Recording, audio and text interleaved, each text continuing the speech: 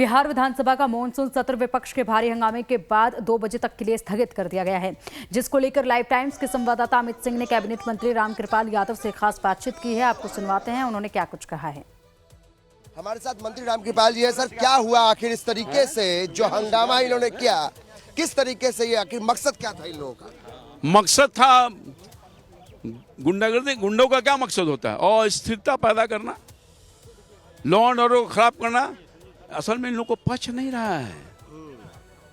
माननीय मुख्यमंत्री सम्राट चौधरी के नेतृत्व में लॉ ऑर्डर ठीक है, विकास के काम हो रहे हैं, सरकार काम कर रही है, तो अव्यवस्था पैदा करने की कोशिश की गई। ये चाहते लाठियां चल रही थी, पत्थरें चल रही थी, फायरिंग हो जाए, लोग को मर जाए। कौन लोग थे ये? तो प्रदर्शनकारी कह रहे थे। प्रदर्शनकारी तो अच्छा आदमी हो ही नहीं सकता, छात्र तो हो ही नहीं सकता है।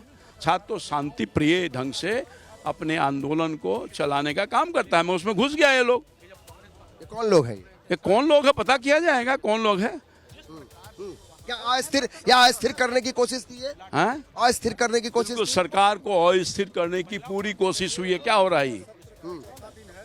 तो सदन की बच नहीं रहा है ना। सदन में आप लोगों ने इस मुद्दा को उठाया नहीं रहा है। टारगेटेड थे, वोट से तो नहीं हरा सका। तो गुंडागर्दी, अपराधकृत काम किया गया है। ऐसा कोई छात्र सदन में आप लोगों ने क्या मांग उठाई इसको लेकर? क्या मांग उठाई? जो अपनी पीड़ा था हमारे कल एक माननीय विधायक जी ने कहा और दूसरा विधायक जी ने आज कहा, जो उन पर हमला हुआ, जानलेवा हमला, सब बता रहे थे। हमारे घर में घुस गया था। घर में घुस गया था। देखिए, रामकृपाल यादव कह रहे हैं कि घर में लोग घुस गए। बिहार विधानसभा में हंगामे के बाद लाइव टाइम्स के संवाददाता ने आरजेडी विधायक रणविजय साहू से बातचीत की है। आइए आपको सुनवाते हैं उन्होंने क्या कुछ कहा। अब बीजेपी कह रही है कि अस्थिर करने की कोशिश थी और जिस तरीके से लड़कों ने वहां पर जो छात्र के आंदोलन थे उस पर तोड़फोड़ हुई, हंगामा हुआ। बीजेपी के विधायक कह रहे हैं कि उनके गाड़ियों पर लोग चढ़ने लगे। क्या इसे आप मानते हैं कि क्या अस्थिर करने की कोशिश है? कह रहे लोग कि कुछ गुंडे थे उसके। अब देखिए, ये तो सरासर आरोप लगा रहे हैं। वो छात्र थे, वो आंदोलन कर रहे हैं, वो आंदोलनकारी है। आप उसको अपराधी घोषित कर रहे हैं, आप उसको गुंडा बता रहे हैं। तो कहीं ना कि छात्र का जो स्वच्छ और पवित्र जो आंदोलन है, जो 74 में भी हुआ था जेपी के मूवमेंट में, उस प्रकार का आंदोलन हो रहा है और कलंकित कर रहे हैं आप। और सदन के अंदर जिस प्रकार गुंडागर्दी की गई, एक माननीय अति पिछड़ा समाज के नेता आईपी गुप्ता पर हमला हुआ, ये लोकतंत्र को कलंकित किया है। ये लोकतंत्र में इनको जनता माफ नहीं करेगी। जिस प्रकार का इन्होंने हमला किया है भारतीय जनता पार्टी के लोगों ने। क्या हुआ सदन के अंदर? क्या क्या हुआ सदन के अंदर? एक माननीय क्यों हो गया? माननीय सदस्य को माननीय अध्यक्ष जी ने कहा अपनी बात रखने के लिए। अब उनकी जब बातें हुई, उन्होंने कहा कि छात्र वो नहीं हो, छात्र हो ही नहीं सकते हैं, वो गुंडे थे। बीजेपी के विधायक, बीजेपी का ना, वो गुंडे थे। हम तमाम महागठबंधन के साथियों का आपत्ति था इस पर कि आप गुंडे कैसे कर सकते हैं? वो आंदोलनकारी थे। लोकतंत्र में सबको अधिकार है। वो छात्र थे, वो हमारे भविष्य हैं, बिहार देश के भविष्य हैं। इसी विवाद पर तमाम जो एनडीए के विधायक थे वेल में आए, आरपी गुप्ता को लपकना चाहे। अगर हम लोग नहीं होते तो आज काला अध्याय लिखा जाता सदन के अंदर। एक अति पिछड़ा समाज के नेता पर इस प्रकार के टारगेट कर हमला करना लोकतंत्र को शर्मसार करती है। लेकिन जिस तरीके से बीजेपी के लोग जो वहां पहुंचे कांग्रेस के ऑफिस में, वहां जो मारपिटाई हुई, लाठी डंडे चले, उस पर भी कह रहे हैं कि टारगेट किया गया था कांग्रेस की तरफ से। देखिए, ये सब आरोप है भारतीय जनता पार्टी का। जिस प्रकार की राजनीति चल रही है, एक दूसरे पर आरोप प्रत्यारोप। छात्र क्या कह रहे हैं? आंदोलन क्या कह रहा है? आंदोलन का विषय क्या है? कि बिहार और देश में जिस प्रकार से नीट की परीक्षा में धांधली हो रही है, आज एनडीए की सरकार में लगभग 9 से ज़्यादा पेपर लीक हुए हैं। तो छात्र तो यही कह रहे हैं ना, पेपर लीक बंद हो।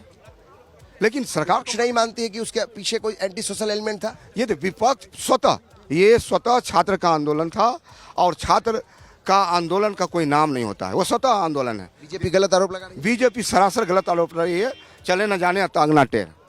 तो ये आरजेडी के विधायक है, उन्होंने कहा रणविजय साहू ने कि बीजेपी गलत आरोप लगा रही है।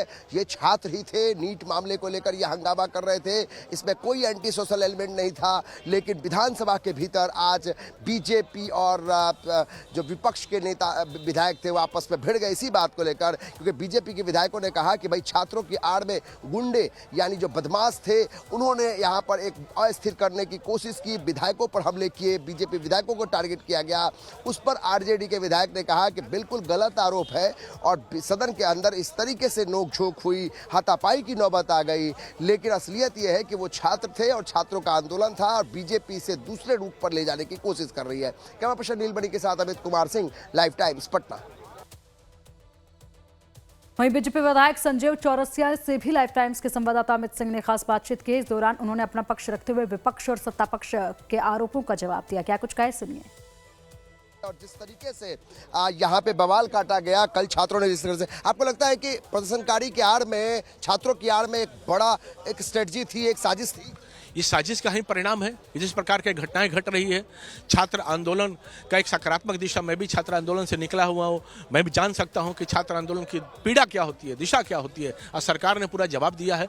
पर जिस प्रकार से घटनाओं का अंजाम श्रीमान राहुल गांधी जिस प्रकार से घुस के माननीय प्रधानमंत्री जी के आवास में इन लोगों ने, कांग्रेसियों ने काम किया। आज पटना में जिस प्रकार से आप देखिएगा कि कल पटना में माननीय अध्यक्ष जी के नेतृत्व में जो प्रदर्शन हो रहे थे मौन, वहां भी ईंटें बरसाए गए, लाठियां चली, कितने लोग घायल हुए? मैं जानता हूं कि 40 से ज्यादा लोग घायल हुए।